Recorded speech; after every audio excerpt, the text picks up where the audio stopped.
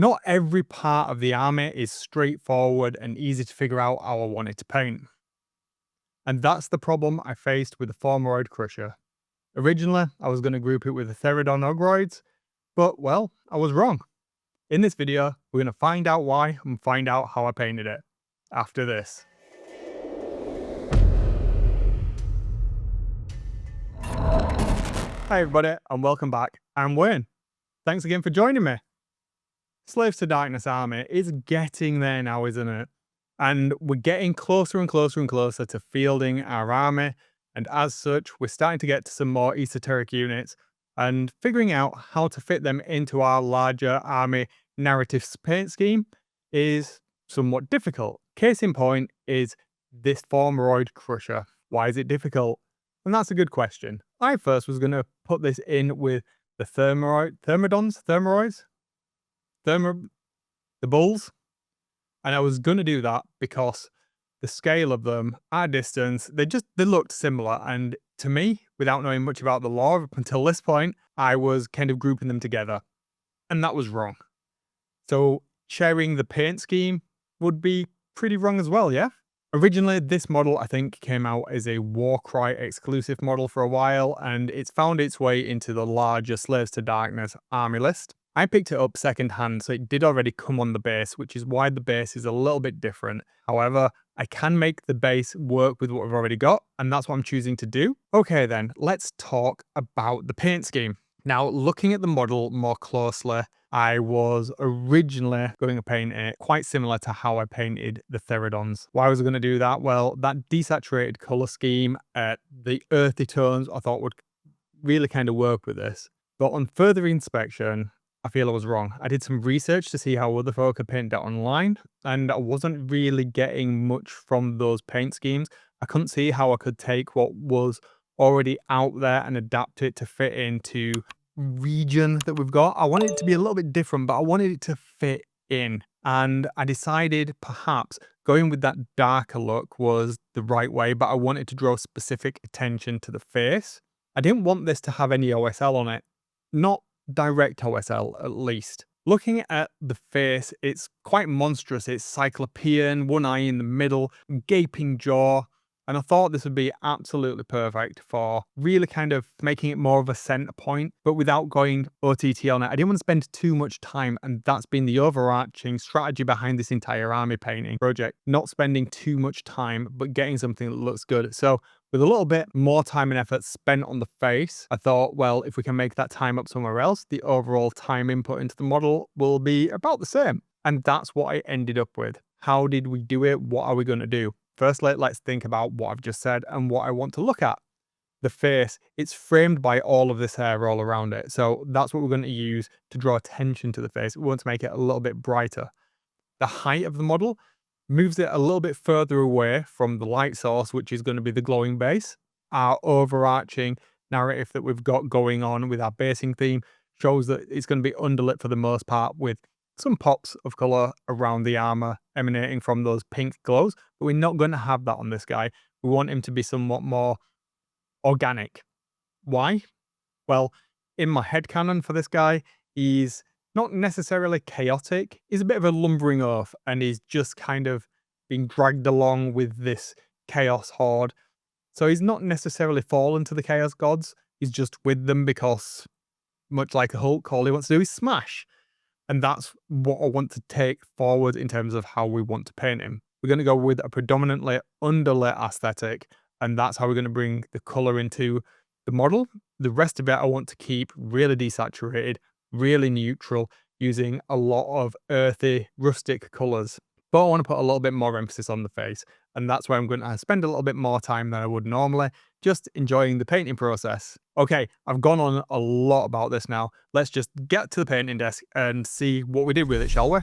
Let's recap what we've done so far then. I base coated this entire model with a black primer, as I've done with everything else, and then I've used a slightly off-white to build up a dry brush highlight underlayer, paying particular emphasis to the face.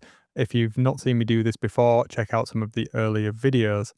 What else have we done then? Well, I've worked my way around and picked out some of the metals using the same techniques we've done with the Chaos Warriors up until this point. And I've also picked out some of the leather elements, just using warm brown, nothing too dark. I want to save the dark tones for later on, just to give some more emphasis. And that's it. That's going to give us the starting point. Now, next up, we're going to start laying down some colours onto the various fabrics and the bandages that we've got on there. I'm going to use Agroth June in the first instance. And again, it's another colour that's in a similar kind of hue to the browns that we've already got on there. It'll go in line with the metals. It's nothing too drastically different. It's a little bit lighter than what I've used on the leather, but as a foundation, as a base for building up off of, this is going to be absolutely fine. Now, over the top of this dry brushing that we've already done there, this is a little bit of slap chop, I suppose you would call it, but we are going to take it a few steps further after the fact, and we're just using this as a foundation to come back in later on, basically blocking in the colours. We're painting by numbers at this point, aren't we? And it's a nice, simple, easy, low risk technique to allow us to save that time later on where we want to start spending time on the face or other areas of interest where we're going to have some fun and hopefully bring a little bit of character to this Fomoroid Crusher. Work your way around, and once you're done, let's get to the next part. Now, the skin is the area that I was a little bit concerned about. I'm going to use some Gulliman flesh and Dark Oath flesh. When I was doing a little bit of research online around how other people had painted this guy, it seems like everybody's gone with a fairly light flesh tone for him, and I couldn't really see a reason for that. It certainly didn't do it for me, but it was really good to see how other people had painted it. And I started off with Gulliman flesh, going all over the skin of this guy just to give the foundation. Why did I do that? Well, I didn't want it to be bright, like I say, but I wanted there to be some warmth to it because for some reason this guy comes across to me. I don't know if it's the comedic face as quite cuddly, but I wanted it to be still dark enough. And I think using the Gulliman flesh to give that warm, richer undertone that we can then layer other paints on top of to darken it down where we want to specifically put those dark elements in the shadows really does help. Now, obviously, emphasizing the face is a key element here. We've already brightened it up with the underpainting of the dry brushed elements and really kind of brought out emphasis on the face. And I do want it to appear like it's a different skin tone. Now, you'll notice as I work on the chest and the stomach, I'm dragging the paint from the outside in. I want it to be darker on the inside around the belt, but I want the actual stomach to appear brighter anyway, because bearing in mind we're going to have that underlit light source, I don't want to darken it down too much because I want there to be some of the glow reading up onto this that's going to bring a warmer tone to the flesh as well.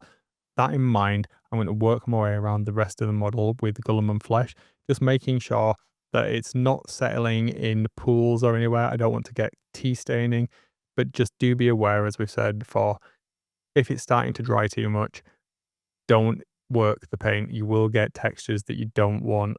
Now we've got a good skin foundation in place, let's come back in with that darker flesh and start to darken down areas where we want to add a little bit more three-dimensionality to things.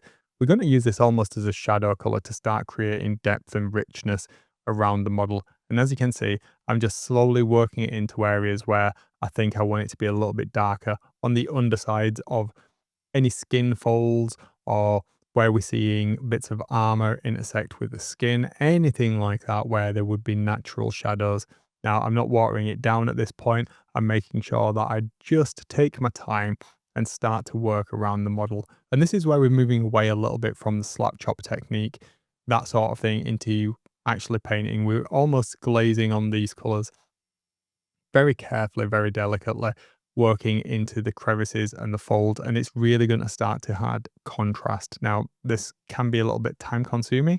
I really do enjoy this, looking at the model and figuring out where the light and the dark elements are, and it's going to wholly depend on what you like. It is totally subjective on how you want to paint your miniature.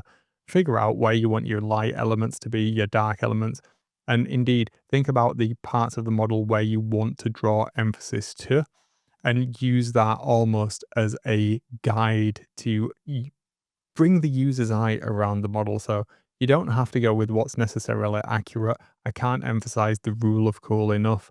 There's no right or wrong way to paint. It is entirely up to you. With that said, work your way around the model, get as many layers of this as you want on it. I tend to wait a couple of minutes between layers and I'll build it up over time. So around the face and any other parts of real interest that I want to draw to, add more and more layers to really strengthen that contrast. And that's what really starts to bring out the details. Once we've got this map of the shadows and highlights on the skin, let's move on to the next thing that we need to tackle, which is the fur. This isn't something that I was looking forward to painting. I couldn't quite figure out what color I wanted to go with. It seemed like the really popular choice is orange. That just wasn't going to work for our theme and to fit in with the rest of the army. So I did fall back on Gorgrunt the Fur, but it was a little bit dark. I didn't want to go too super dark with it and take away any emphasis that we already had because the skin's going to be quite dark. Now, with that in mind, I decided to put it on, but very thinly. And what I used is the wet brush technique. So my brush was almost saturated in water. Don't get me wrong, it wasn't dripping, but it was certainly to the right of moist. And dipping the brush then into my pot of Gorgrunt the Fur, I start to work it onto the air around the model. Now, you can do this in multiple layers, and in fact, I encourage you to do so. What we're going to try and achieve is have the bottom of the air darker than the tips of the air. But don't worry if you put too much paint on, it's dead easy to solve that problem. Just carry on painting it. You've got a little bit of working time with contrast speed paints or inks. Just put your brush back into your water pot, get it nice and wet, give it a good slosh around, and without being overly saturated, bring it back to your model and you can basically paint over the top of it and you will get a nice stain. Remember, the paint will still lay on the model in the direction of that the brush is moving. Where your brush leaves the model is where the paint will stay, giving you that natural darker point. So you either do it up towards the end of the hairs, make it darker at the tips, or pull it down once you've got a layer on there, we'll make it darker at the base. Nice and easy, dead straightforward. Just be a little bit careful as you're working around the face hairs here. I tried not to get any on the skin. I almost did, but again, it's nothing too stressful if you do. Just come back in with a moist brush and you can really just scrub it out. It's not a problem at all. And at the end of the day, what's the worst that could happen? You have to come in later on and paint over the top of it. Not an issue. Once we've got the air out of the way, though, we're in a good place to then start thinking about how we're properly going to start painting the model and bringing the details out to life, and where we're going to spend that additional time that we've saved by using this something of a hybrid slap chop technique to get us this far. All of the techniques we've used so far have been ones that we've seen in previous videos, working on all of the other elements we've got in the army up until this point. There's been nothing new here. But rather than covering everything in detail, I thought it'd be just really useful to say how we could apply these techniques to something that's a little bit different to the armored warriors that we've pretty much tackled up until the Therodons and this guy. At this point, we're ready to move on and set up as wet palette. So I'm going to have a bone color, a fleshy Rakath flesh color, a yellow, an ochre, a off-white, a pure white, and a couple of browns, a warmer brown and a darker, cooler brown. And finally, we have a magenta and a red. Now, you should recognize these colors. They're pretty much in line with the colors we've been using throughout this project up until this point. And that's what we want. We want to start working with this palette and then elaborating on the tones and the hues that we can introduce into this model to really start making it stand out. Now, we're going to concentrate on the face and mix some colors together. I'm not going to go into specifics about ratios and anything like that. I think this is something that is very specific to how you paint in your style. I would recommend using a smaller brush for this. I tend to use a small layer brush.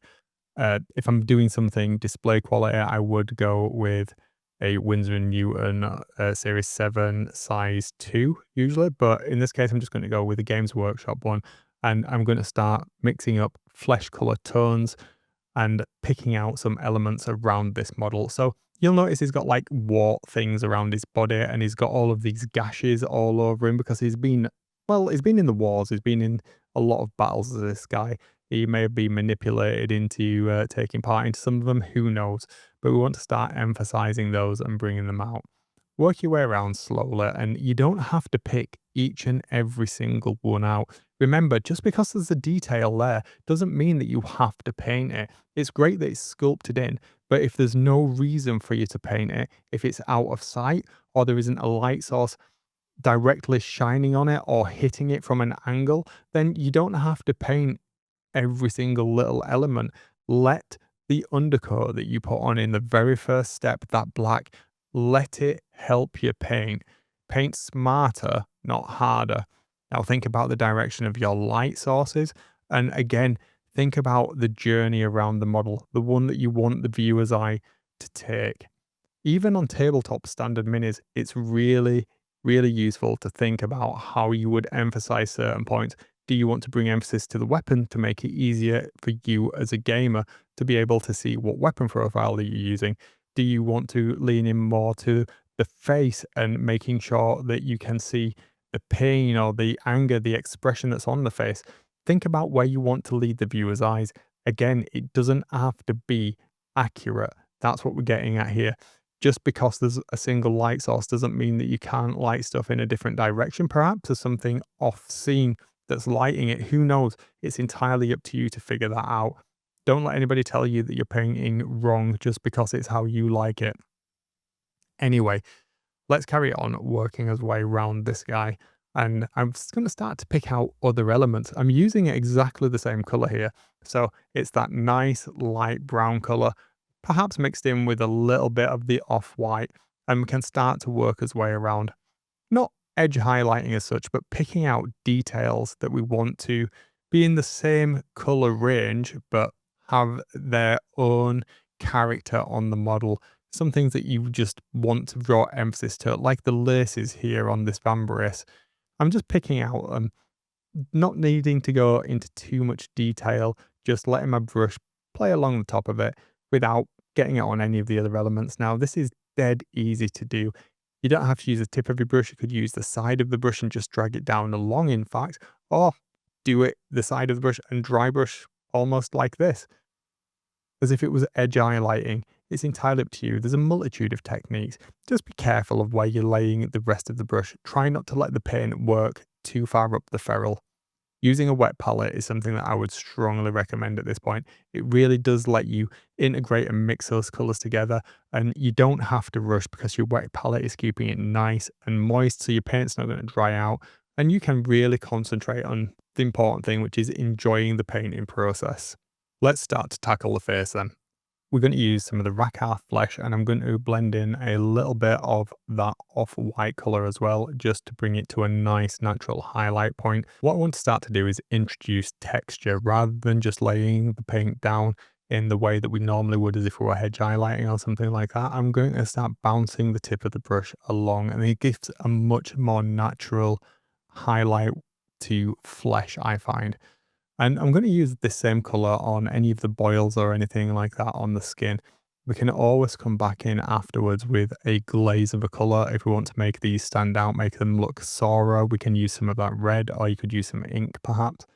What I'm doing is just sketching in the elements that are important to me that I want to come back in later with various other hues and colors. You saw what was on my palette, so it's a case of just watering those down, thinning them down with a bit of medium if you don't want to use water, and applying them over the top of your highlights and building up highlights in progressive stages to a point where you think the emphasis is enough. Almost you want to go a little bit too far. You want to dial it up to 11 so that you can bring it back down to a 10 with the glazes.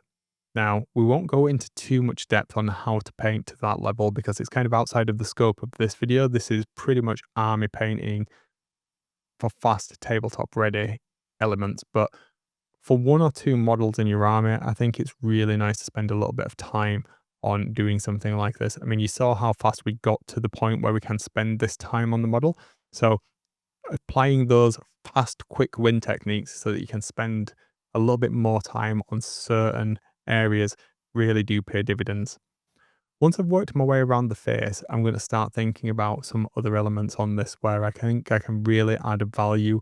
And for me, that's going to be adding a little bit more texture to some of the clothing, making it look more like worn leather, bringing a little bit more character to that as well. It just brings out a little bit less of the flatness that you can see in some models. And I think that's really going to help, and it'll tie it in with the face. The skin, I'm pretty happy with so far. Obviously, we're just emphasizing the face, but we've got some details on there that we need to pick out still. So thinking about the gums and the tongue and the eye itself, what we're going to do with that? Well, we're going to start to use contrasting colors just to bring a little bit more attention to those elements. And I'm not entirely certain at this point how we're going to finish the face off, but we'll figure it out. Normally, I'd have gone with a glowing eye, but we're not going to do that with this guy. How are we going to do the eye? It's a tough one. Let's see what we can come up with, and we'll come back to that question a little bit later on. We've got that question at the back of the mind. Let's start to mix up some colors for this leather then. I'm going to take a little bit of that darker brown, add in some of our bone color to bring that back just a little bit and give us a worn, cracked, leathery kind of hue to it. And you can see here that I'm just loading my brush up, not too much, and I'm going to start tapping along the edges of these leather belts. Once you've picked out the sides and you've brought some definition to it, we can start to do some scratches along there, introducing a little bit more texture to it. Don't worry if you go overboard in any areas, you can always knock it back later on. It's not a problem. Just try not to get any on the skin at this point. We want to keep that nice dark barrier between where we put in the dark earth flesh earlier and where the belt actually sits. That contrast gives us a much nicer canvas to work on. With the model being so small, even though this is quite a large model, having that dark area between the two colored areas really does help make things stand out. Don't overdo it either with these scratches. You see a lot of models, and sometimes you've gone OTT, you've almost given too much detail to an area where there's not any natural detail, and that can be at the detriment to the areas that you do want to stand out. Now, this model does have a lot of leather straps around it, so whether you want to start picking them all out, it's entirely up to you. And we've also got the loincloth as well that we want to detail a little bit more further down the line. But we're going to come back to the face, and we're going to flip-flop backwards and forwards between the elements on the model's body compared to the face. I want the face to be the emphasis of this model, so if I go too far with adding detail on some of these elements, then I need to either dial it back or think about how I can create additional emphasis on the face. And when I'm looking at it now, what I'm seeing is there isn't enough framing of the face. The difference between the skin tone of the face and the hair isn't high enough. We need to bring some more contrast in. So we'll do a little bit more work around darkening the hairline around the face to really make that guy's head pop. Let's jump back to the face for a little bit and pick out some of those details. So with a little bit of the red that we had on the palette mixed perhaps with a little bit of the flesh color, just to knock it back ever so slightly, let's start to carefully paint in the gum line and anything else that we want to have this redder, rawer flesh tone to it. Now, we can always add some more in later, but this is one of those areas where you need to be careful. You don't want to start infringing on the areas you've already painted if you can at all avoid it. If you do, obviously it's not a problem, but it's better if you can avoid it in the first instance rather than rectifying it later. Now, you'll notice that my brush is touching another couple of the areas around the face. And why am I doing that? Well, I'm wondering where the blood flow might be on some of these skin folds, where it might be a little bit thinner compared to a little bit thicker. And I want to bring a little bit more of a flush color to those because the blood, assuming it's red, would be naturally close to the surface.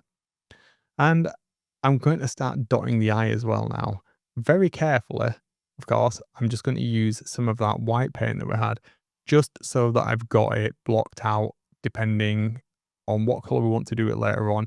I just want to see where the detail is there, and there is no harm in getting a little bit of color on it in the first instance, just so that we know that later on, if we do need to come in with an undercolor, white in this instance, to make something really pop, it's already there. We don't have to worry about having that white contaminate the area around it.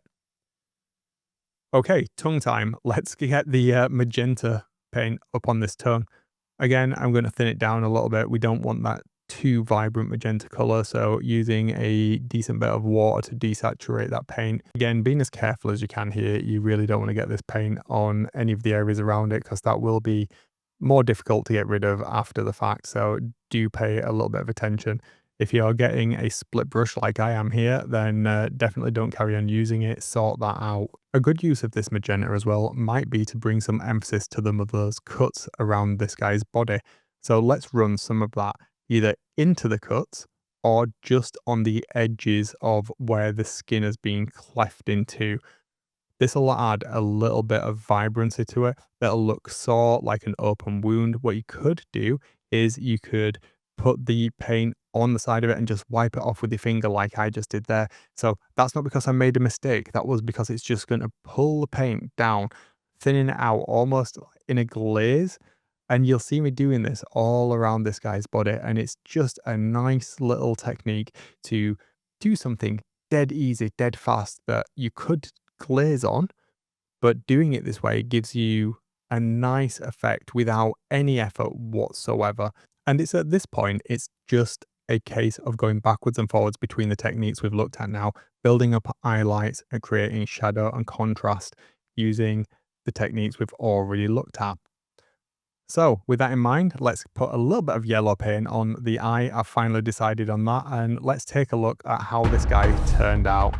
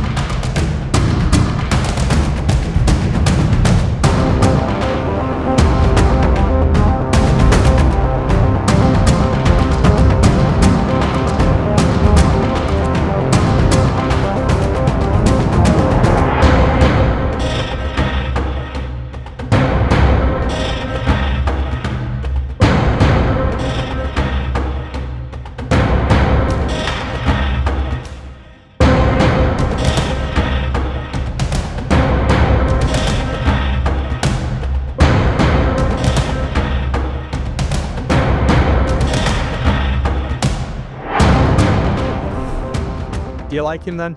I really like how this turned out. I wasn't overly sure. Partway through the project, I was starting to have doubts, thinking I really need to introduce some more colour onto the body just as a whole. Perhaps it's not going to work, but I trusted the process. I saw it through to the end, and I'm really glad I did. I really, really like how this guy turned out.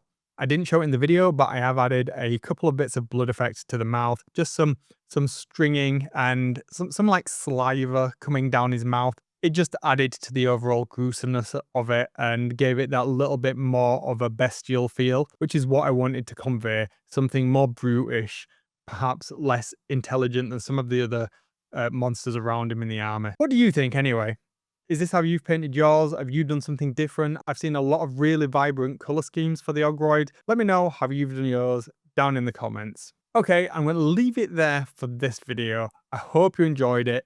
We're getting to the big ones now. Let's strap on in and get to the end of this project. Have a great hobby week, and I'll see you in the next one.